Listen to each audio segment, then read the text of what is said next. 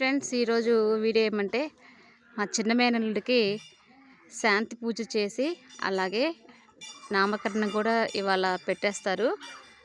ఒకసారి గుళ్ళోకి వెళ్ళిపోయి ఆ పూజ హోమం అనేది ఒకసారి చూపిస్తాను మీకు కూడా. ఇక్కడ గౌరీదేవి పూజ అయిపోయింది.